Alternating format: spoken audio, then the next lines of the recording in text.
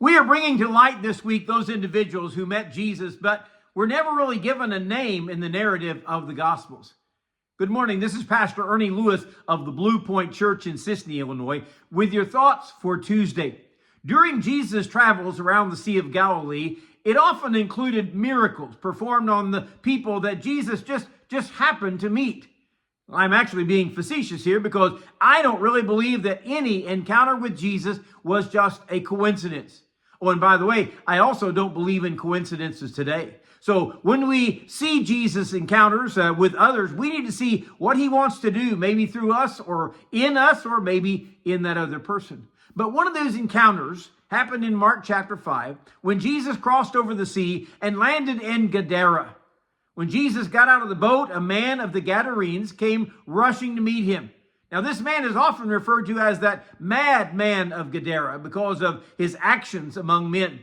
Due to his wild behavior, the citizens had tried to bind him and lock him up with chains and shackles, but he tore all those away, and he ended up wandering among the tombs and the mountains around their city, crying out aloud, cutting himself with stones.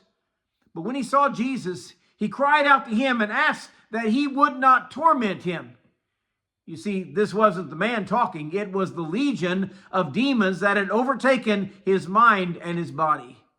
Jesus called for the demons to come out of the man and enter into a herd of swine that immediately plunged down the steep hill and drowned in the sea.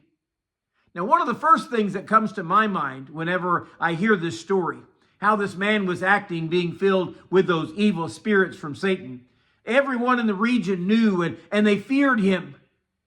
Well, you know, every Christian is also supposed to be filled with a spirit. And I'm talking about the Holy Spirit of God. And I wonder if we exhibit behaviors that others can readily notice his influence from within.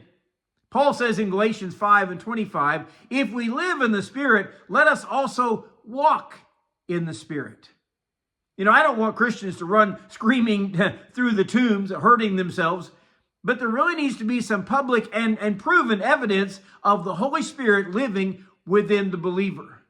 Notice the change in this man. The people of the city hear about the herd of swine, and apparently they are more concerned about the loss of the swine than they are the reclaiming of this human of Gadara. Mark 5:15, it says, then they came to Jesus and saw the one who had been demon-possessed and had the legion. Now he is sitting and clothed in his right mind, and they were afraid. Certainly, the miraculous work of Jesus in one's life should cause some emotions in us. Maybe fear, but most of all, peace that he gives. The greatest part of the story to me is how Jesus, in his divine mercy, has rescued this madman of Gadara, has changed his story, even his nickname, and his interests. He is now sitting and listening. And when Jesus loads up the boat in order to leave, this man wants to join him and his disciples. But Jesus turns to him and says, go home to your friends. Tell them what great things the Lord has done for you.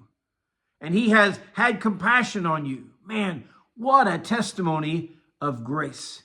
And he runs back into the area of Decapolis to proclaim the grace of Jesus Christ that was so evident. Is there someone that we need to witness to that we may believe is beyond help or beyond God's grace? But we see here, there is no such thing. And are we exhibiting the possession of the Spirit of God and his effect on our heart and life so that others can see?